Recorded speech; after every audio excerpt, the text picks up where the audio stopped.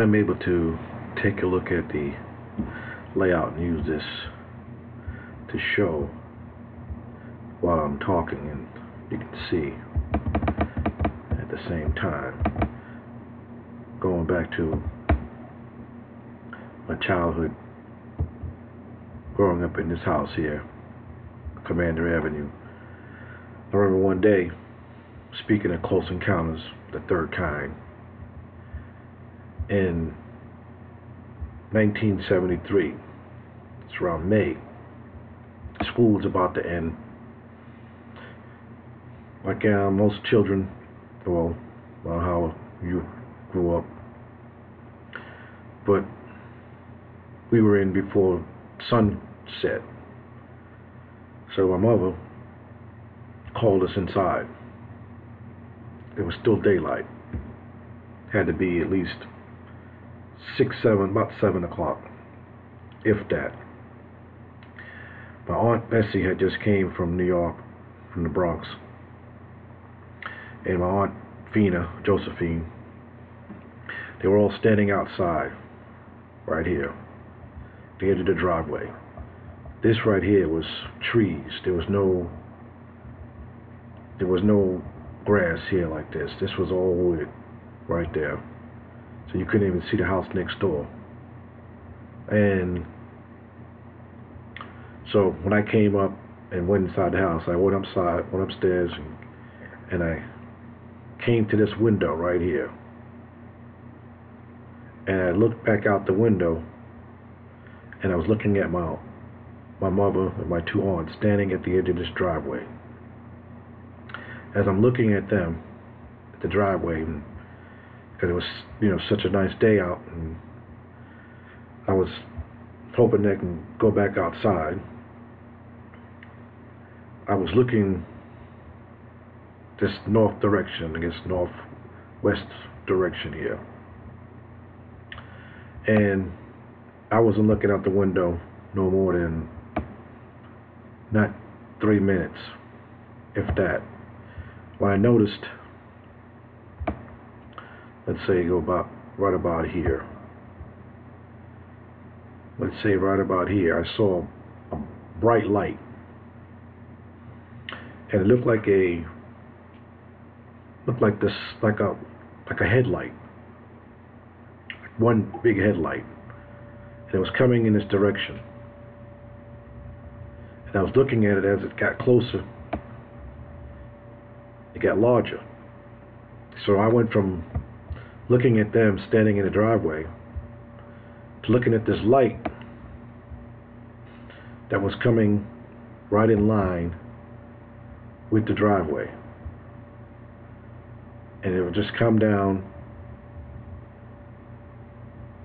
and this glowing light at about 7 in the afternoon, in the evening, went by my window, and I was able to just look up. If it would moved over this way, I wouldn't have saw the light itself, because the trees would have blocked the way that were next door. And as it went by, it wasn't up that high, because I didn't even look up that far. It might have been lower than, most definitely was lower than what we're looking at right now, as far as the height. The height had to be closer to, because I didn't have to move my neck high enough to, it had to be at least this high. It wasn't high, that high. It was like, say it was 290 feet, 300 feet, if that high. And when it went by, I turned from this window and looked towards my backyard, because it was in line with this driveway, and I didn't hear a sound out of it. It was like a ball, like the sun.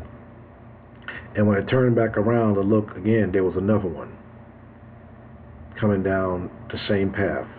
Not this way, not that way. If it came down this way, I would not have saw it. It came down this way. And when I turned, and it did the same thing, came past, and I looked again, turned around, There was another one. And the same thing, it came down in line with the driveway. Turned again, another one. Now my mother and two aunts are standing here, and everybody's looking up because they're seeing this light that's coming right over our driveway. Not this way, not that way, straight down here. By the time it was all said and done, I counted 9 of them that went straight in line over the driveway. No sooner than 3 minutes when I had stuck my head out the window and looked and saw how this light was coming closer and closer, coming down like this, straight. And I counted 9 balls of light, like the sun. And at that point, everybody's looking up and they're asking him, what was that? And my mother and aunts just shrugged their shoulders. I don't know what the heck that was.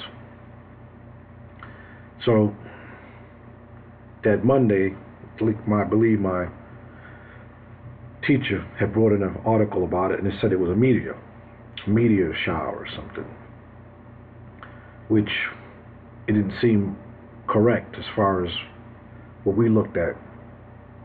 It was completely round balls of light, and like I said, it looked like the sun, similar to the way they showed on the movie Close Encounters of the Third Kind. But this was back in 1973, which was the same year for my first trip to Orlando, Florida, which was in December 1972. And just in our school, we had just done bicentennial. This is the year when, the time of year when they were talking about the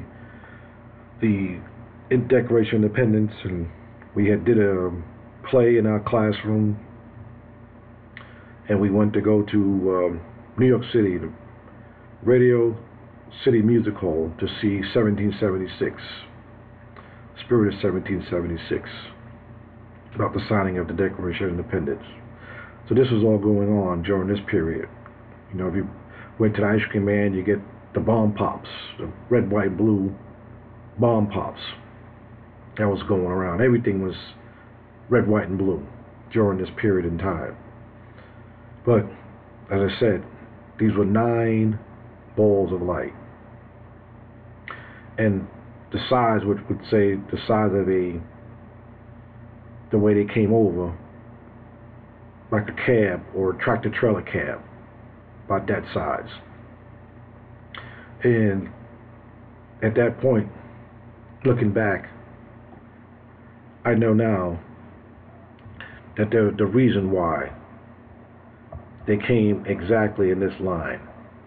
And this was in 1973.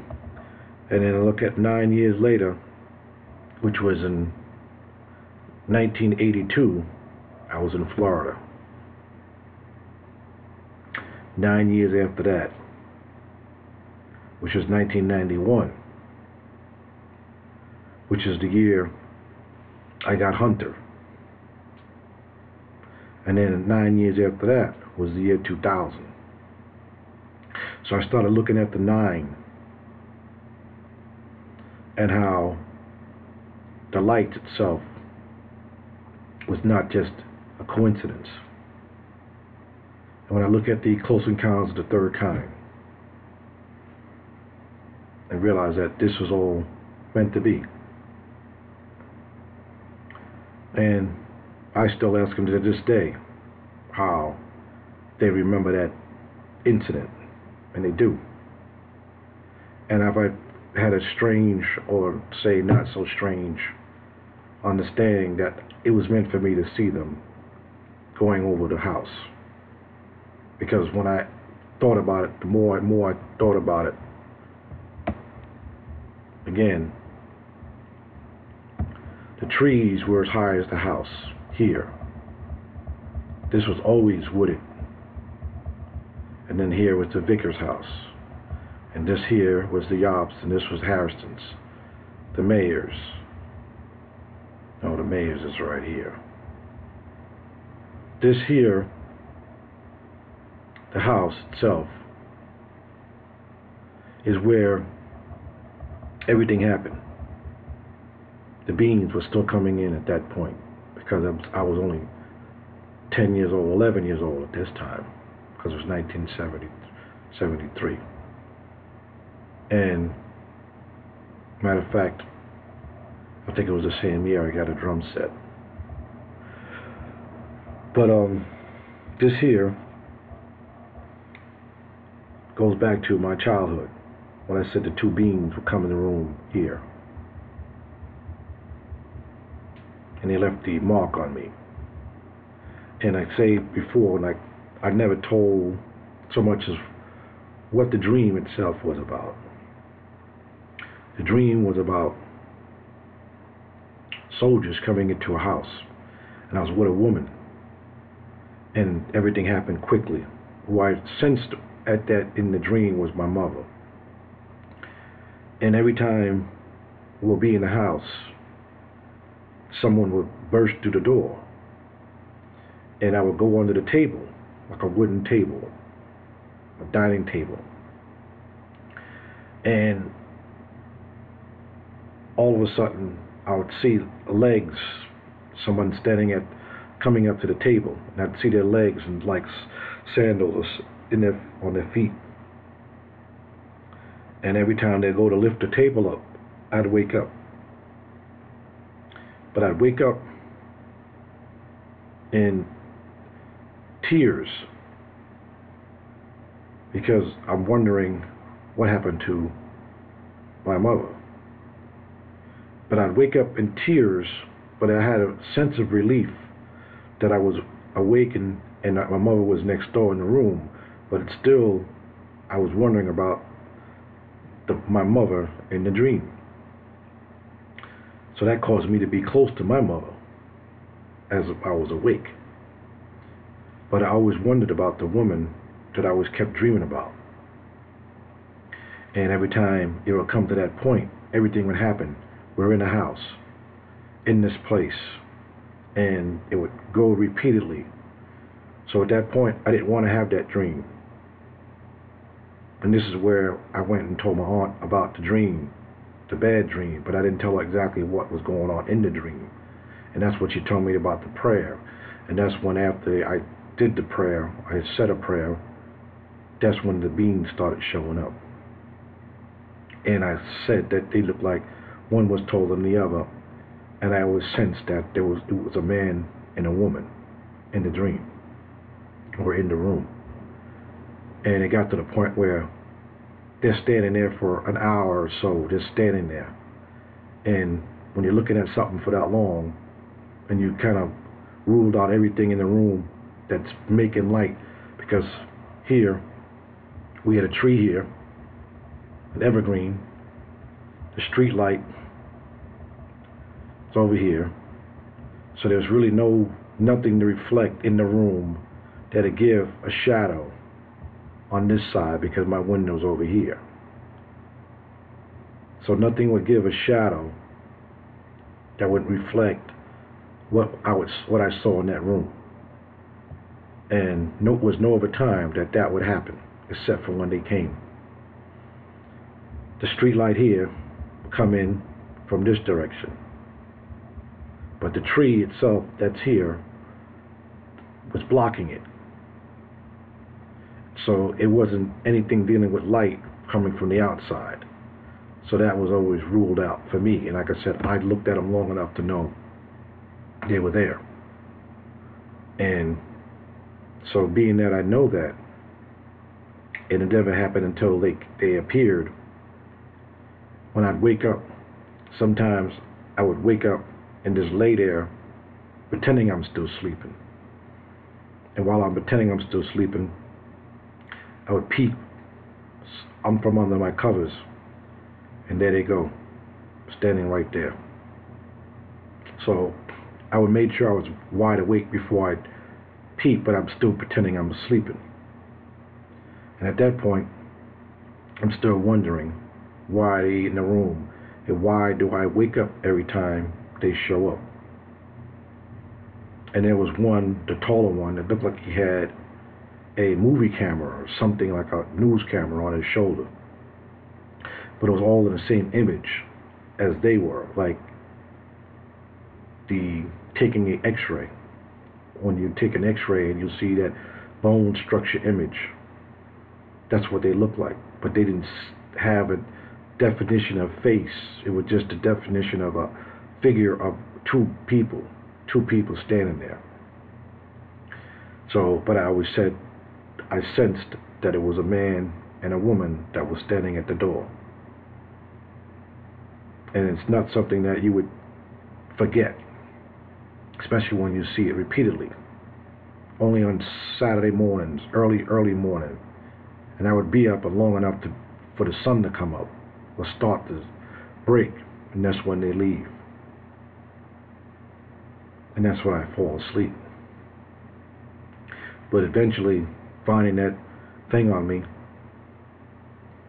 and nobody's explaining why it was on me, I knew it was them. And it wasn't until 1996 that I understood what was going on, when it was revealed back to me again with the houses, the Orion, and everything started falling in place, taking a trip to Egypt. So I had no doubt that they were real, and what they were explaining to me, what they were showing me. They said this is beyond what most people can conceive, because I'm showing everything. So this is what it is. Close encounters.